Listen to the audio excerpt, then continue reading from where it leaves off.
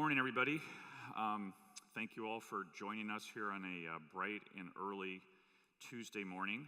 Appreciate that. We're here to talk to you this morning about the pistachio industry, what has happened in this current crop year, and what we are seeing for the next crop year. But before that, I'd like to introduce our guests. So I am Mike Holman. I am with Wonderful Pistachios and Almonds, based in Los Angeles, California. Please welcome Barus Aga, Maymut, and Victoria Lai. Thank you.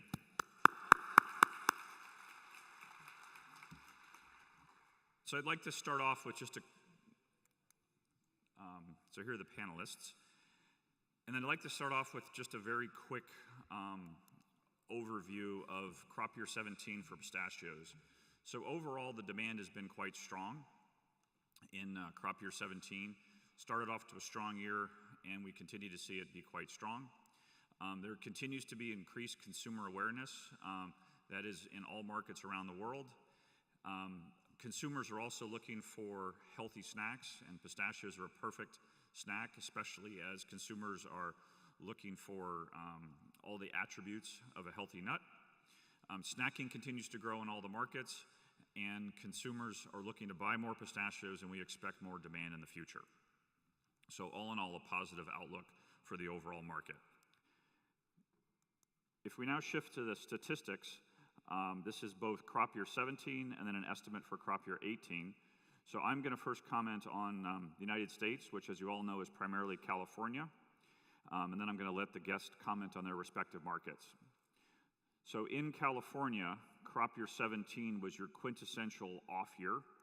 It was a little over 600 million pounds, or about 275,000 metric tons. That was coming off of a previous on year, so that was very much as expected. And then as we look to, and by the way, all of that crop was sold, and it'll be a minimal carryout. And then if we look to crop year 18, we are expecting that to be a normal on year. So we're expecting a relatively large crop. We always caveat that with a range of anywhere between 700 and 950 million pounds. I know that sounds like a large range, but that's the normal variation in yields per acre. The reasons why we have that variation this year in particular is the chill has been a little bit unusual. However, we think it's been sufficient. And then with bloom, which happened in late April, that came about 2 weeks late. We believe the bloom was a good bloom. However, it's going to delay the harvest about two weeks. So all in all, we're expecting a good crop, but it'd probably be about 2 weeks late. And with the inventory situation, we're going to have to monitor the transition very carefully to make sure there's sufficient supply for all markets that'll need product. So that is the California update, or U.S. update. I'd like to turn it over to Barus to give us an update on Iran. Hello, everyone. We estimate the current Iranian crop, the future Iranian crop, to be around 60,000 tons. We've had severe frost and heat. This 60,000 tons, this is so early prediction, so we give it a 10,000 tons fluctuations on either side. We think the carryover, right now there is like 60,000 tons from last year. We believe that 30,000 tons of it is going to be carried over to the next year's crop. So altogether, we may have something around 90,000 tons for next year.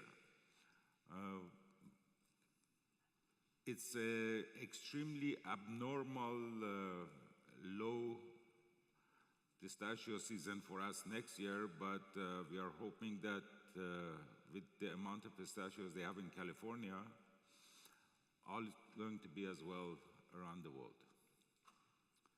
Well, thank you very much. Now moving to the Turkish crop.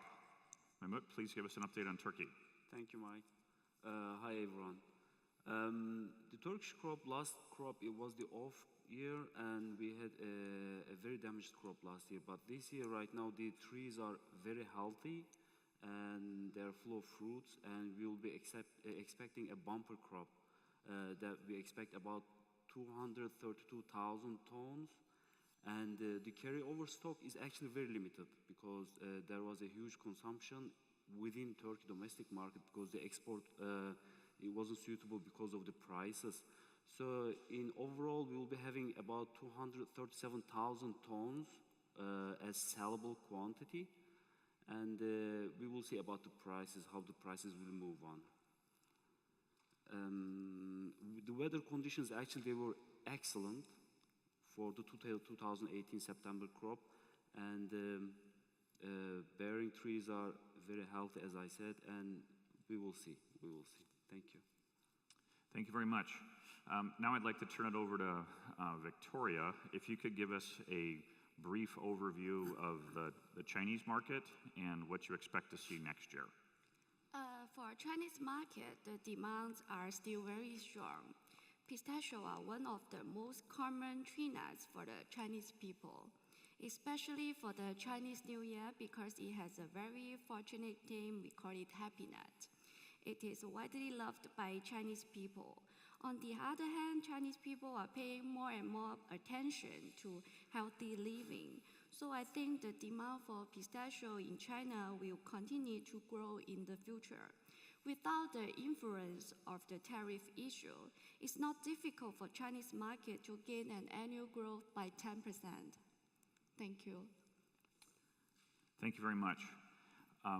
So all in all, we're expecting to have between the three countries, USA, Iran, and Turkey, we're expecting to have a little bit more supply than we did last year. However, the sellable supply will be somewhat lower given that the anticipated carryouts into the upcoming smaller year for California. So we're seeing this supply situation along with a strong demand for the market, and we're expecting another strong year in crop year 18. So with that, I'd like to turn it over to any questions. I have the tablet here, which questions should appear. I don't see any at the moment, but please ask me or the panelists any questions that you may have.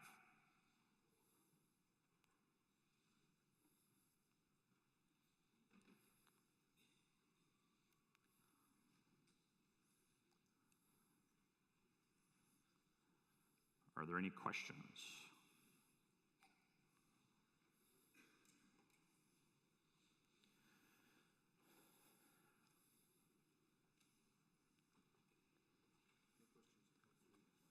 Okay. It is working. It is working. Okay. So I guess we have a quiet audience that's still waking up, or perhaps we did such a brilliant job there's no questions. So I'm not sure which one it is.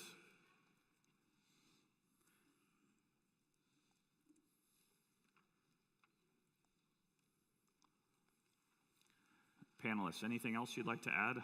Good. We get to go. Well, since there is no question, let's put some more words. I would like to talk about Turkish pistachio, how there are the developments within Turkey. Now, the crops with 2018 and the next crops, we are going to be expecting more quantities. So we will not be having, let's say, 2017 crop. Of course, God knows, and if everything goes okay with the weather conditions. Now, the acreages, we have more lands that they are being planted, and meanwhile we have apart from the plants, we have more trees being planted in the same orchards. So these trees are better in the yield value, and now I have some statistics here I would like to share with you if you don't mind.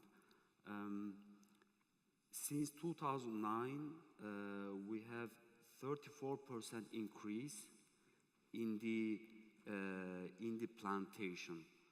So there are more trees available, and these trees are very well irrigated, and we have the government support with partially subsidies that the government is supporting also for the better pistachio production.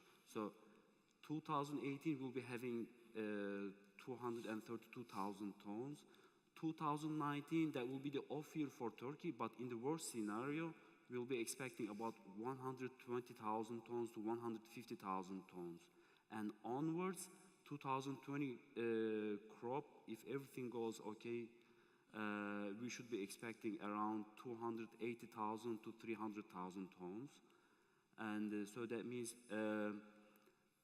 sure, there is, I mean, the size of the pistachio, Turkish pistachio is small. It is 30-32 and 32-34, especially in the on years. The 32-34 is, it has a high percentage, let's say 60% is 32-34, and with the 30-32, we are talking about 40% of the overall crop. Turkish crop is also better for the kernels. The oil content is high, and the sweet industry, mainly in the world, in the globe, especially in Middle East, they prefer to use Turkish pistachios instead of some other origins. Of course, this depends on the price differences as well. Thank you. Thank you. In the meantime, we have some questions on Turkey, so I'm going to turn these on and publish these. But in the meantime, I will read them. So the first question is about Turkey. Can you please give some details on the acreage and yields? Okay. Let me do that, please. Now, acreages, in terms of acreages, in the year 2009, we have about 2,145,000 acres. So that means it's roughly about 530,000 acres. The thing is, the gap between the trees in Turkey, it is wide comparing to Iran and America. And in 2015, it has grown to 2,871,000 acres. So this is between 2009 to 2015, we have about 34% increase in the acreages. Now, with the number of bearing trees, in the year 2015 to 2017, with the 2-year comparison, we have also around 10% increase with the number of trees in Turkey. And we have also some unbearing trees, they are being kept for grafting. So this is about 15% of the overall bearing trees.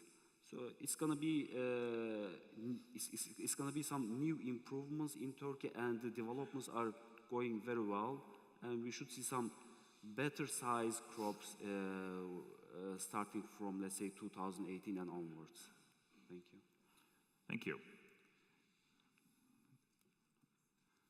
The next question I'm going to publish, it should be on the screen shortly, is related to California. It says, there were rumors that the low level of chill hours in California would lead to high level of blanks. Can you please comment? So I will take this one. In California, it is true that in the early part of the winter, there was some warmer days, and then towards the end of the winter, there were some very cold days that caught up. And per our imperfect scale of measuring chill, there was some concern. However, by the time bloom came, bloom being rather uniform, is a good indication that chill was sufficient to set a good crop. However, it still is a concern, and that's one of the reasons why we have the lower end of the range. So that's something we'll continue to monitor, and blanks could have a significant effect on the crop. We'll only know that once harvest starts and we actually then begin to process the crop. The next question I'll publish here is, does the world supply and pricing of other nuts affect pistachios? So I'll turn that over to our panelists. So the question is does the world supply and pricing of other nuts affect pistachio pricing?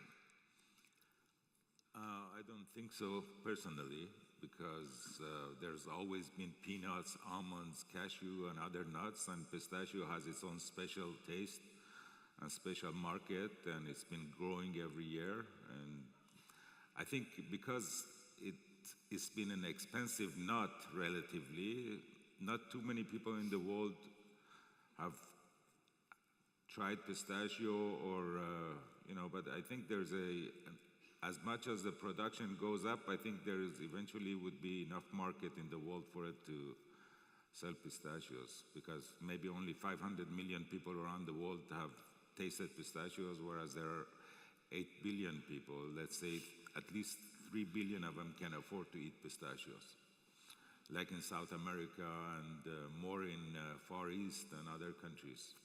Very good, thank you. There were a couple of questions related to the in-shell and kernel markets. I'll just take that very quickly. The kernel market, speaking from California perspective, has been a growing market. We're seeing increased demand for pistachio kernels, and we're very excited to see that, and we expect that to continue to grow in the future. Continuing down the list here, a couple of questions for Turkey. I'll just read them. It's a little combination here.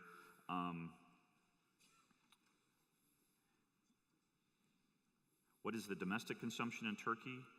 And then what are the plans for more commercial varieties in Turkey as well, please? Okay, the domestic consumption in Turkey is, with the 2017 crop, it was around 65,000 tons. So we are estimating for the 2018, but because of the pressure on the price-wise, we didn't have any increase in the consumption in the domestic market. So with the 2018 crop, we are thinking about 90 to 100,000 tons, 110,000 tons in domestic market. So we will be having a lot of quantity for the export as well. And in terms of the varieties in Turkey, now, in general speaking, we have 30% of the crop, Turkish crop, that we have for the kernel market. And the rest 70% is for the roasted and salted and the in-shell market. So, if we talk about the kernels, we have a couple of varieties in Turkey. The dark green, green, and yellowish. We call the yellowish as the regular one. And the green and the dark green, as we all know, is for the sweet industry. And for the in-shell, the 60% or 70% of the share of the in-shell, we have, as I mentioned before, it's about 60% is going to be 32, 34 size, and 40% we expect it to be 30, 32 size. And we have some better improvements in terms of the machinery, mechanical open pistachios. Now we have the new machines right now in Turkey that they open the mouth of the pistachio very wide, so it is advantageous when you crack open the pistachio easily. So this is a better improvement in terms of the consumption of the in-shell pistachio as well. Okay, thank you. The next question that I put on the screen here, this is for all the panelists, and I'll just read it here. How do you expect the sales and consumption next year for international markets without Iranian crop and with the entrance of Turkish crop? Would like to hear from all the panelists. Next year's crop. So crop year 18, I'm interpreting the question.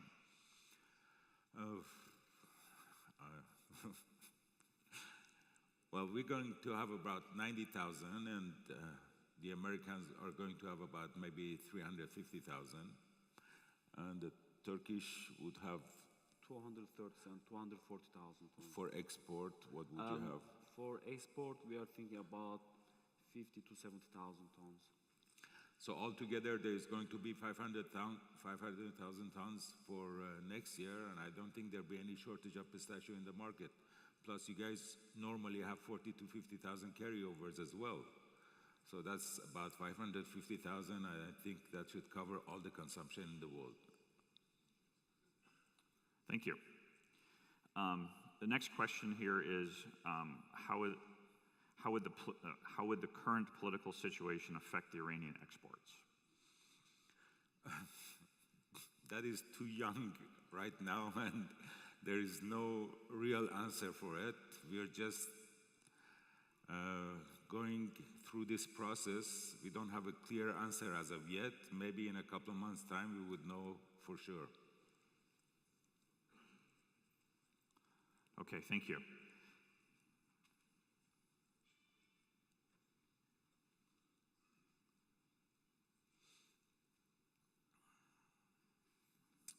The next question is, what are the quality differences between Turkey and Iran? The quality? I'm sorry. The quality differences. So, The quality differences. Well, with Turkey, the kernel, if you talk about the kernel, let's say, because we have to differentiate the kernel with the in-shell. The kernel for the kernel quality for Turkey, the oil content is a little bit higher than Iran. So when you offer the pistachio, let's say any pistachio for any sweet industry in Europe, or it is also segmented, the markets are segmented. I mean, in Europe, it is a different perception than Middle East, than America, than everywhere else, or South America. In Europe, I mean, they prefer to use the Turkish origin first of all. They give the priority to Turkish origin. Afterwards, this is what I believe actually, and what the statistics say. And afterwards, they prefer Iran. Iran has been always advantageous, as we know, in the price-wise as well. So it is the oil content and the aflatoxin ratio and the hygienic cracking of the pistachio and especially the impurity values.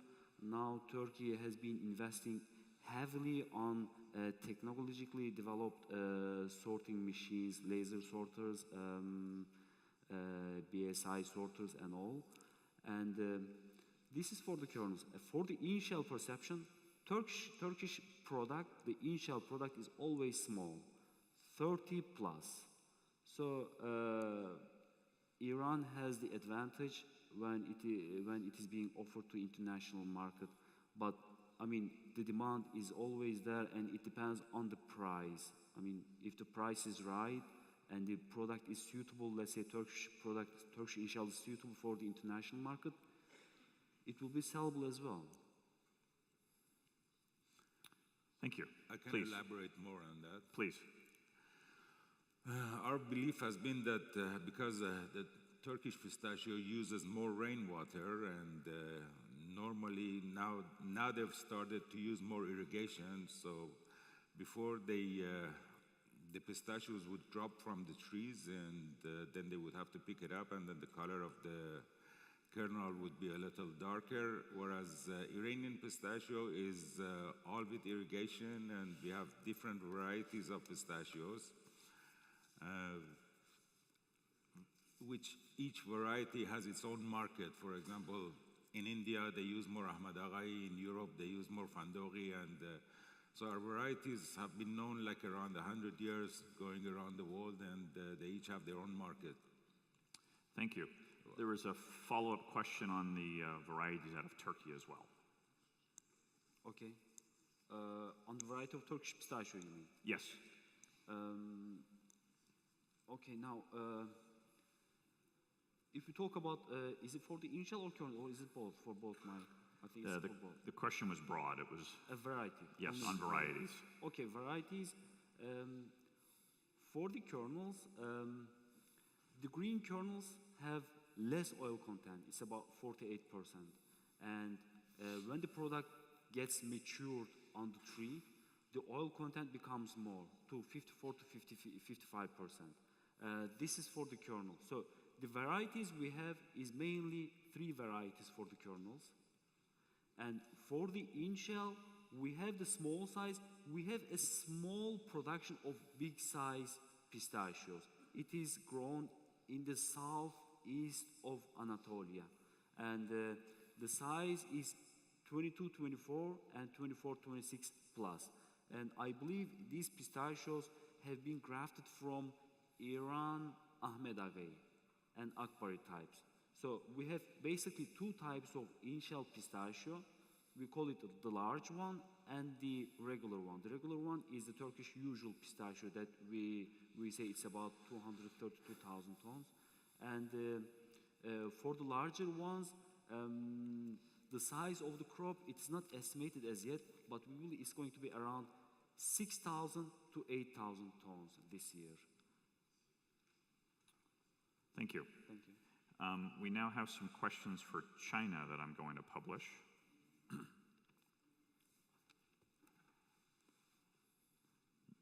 Bear with me. So the first one, Victoria, is what has facilitated the strong growth of pistachios in China, particularly in 2016? Do you see the projected 10% growth sustainable in the long run, especially on low crop years with higher prices? Because now in China, pistachios are sold by mainly 3 channels: the traditional wholesale market, the supermarket, and the e-commerce platform.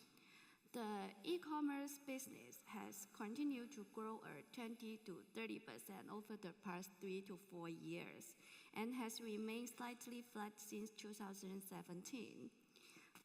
Currently, the e-commerce company is mainly divided into 2 parts, online and offline. The price of pistachio directly affect whether they will choose to invest the funds to promote pistachio or other products. Online shopping is very convenient for people's modern lives, particularly suitable for those who do not have time to go out to shop. Therefore, the pistachio volume through the online shopping should also continue to grow. Thank you. Thank you very much. With regards to Turkey, there's a question here about how many people use the pistachio harvester per acre in Iran and Turkey. So harvesters per acre. Now in Turkey, it's basically all labor-intense harvesting. So the growers, I mean, each grower, they have their own land, but this is the small-scale land. We are talking about from 20,000 meters square to, let's say, 200,000 meters square these growers have. So basically, each grower, they have their own land that they do harvesting. Now, in terms of per acre, or let me say for 1,000 meters square, which we use generally in Turkey, I would say it is not definite. There is no definite estimation, but we see that, I mean, in Turkey we see at least 20, 30 people just getting into the land or the orchards, about 20,000 meters square. So they finish up picking up the fruits from the trees, let's say in 3-4 days time. Thank you. It doesn't have any standard numbers because each farmer varies, what they do. Normally, it could be every 3 hectares to 1 picker, normally, but it doesn't have any fixed numbers. Okay, thank you very much. The next question on the board is with regards to demand for raw pasteurized kernels. And what I would say is for the United States market, this is an area that we see growing with the increased interest in natural food. A raw pasteurized product is a way of capturing some of that market growth, and we've seen growth in that product. We're getting down here to the last couple of questions here.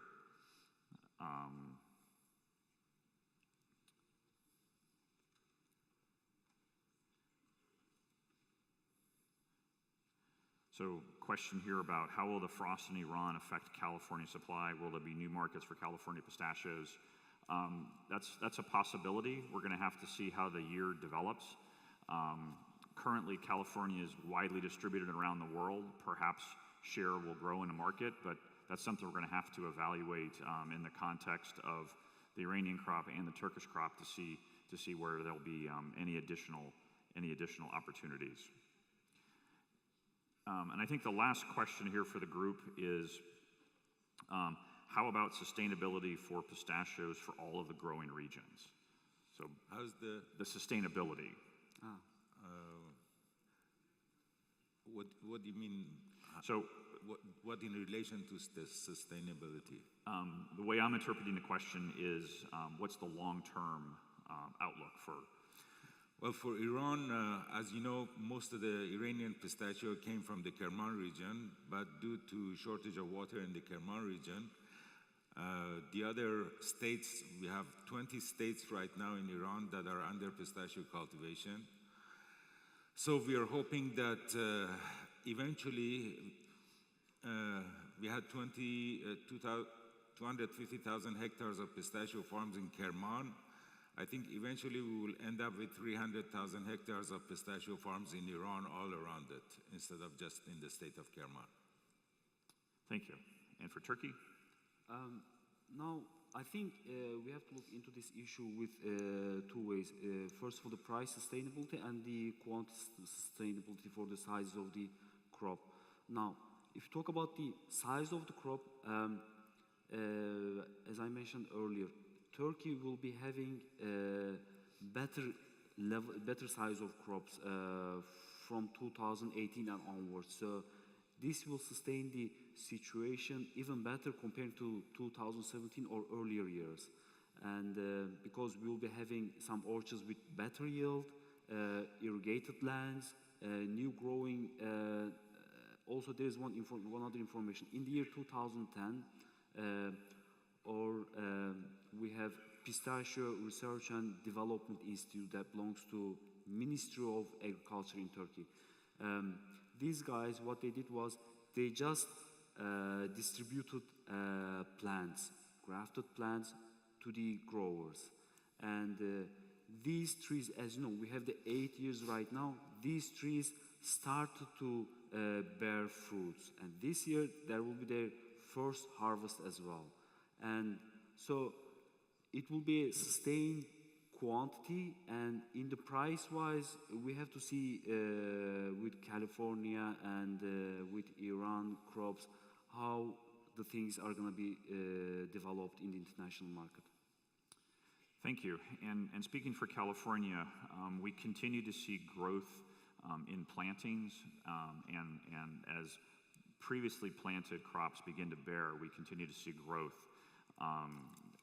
And in California, the water crisis continues to be an issue, and in about 2 or 3 years, California will have restrictions on groundwater, and that is something we will need to continue to monitor as water gets allocated to different crops. We'll have to continue to monitor how that will get allocated to pistachios and support the growth that we expect in the industry. So I don't see any more questions coming in, so I want to thank our panelists and appreciate your input, and we look forward to a successful year.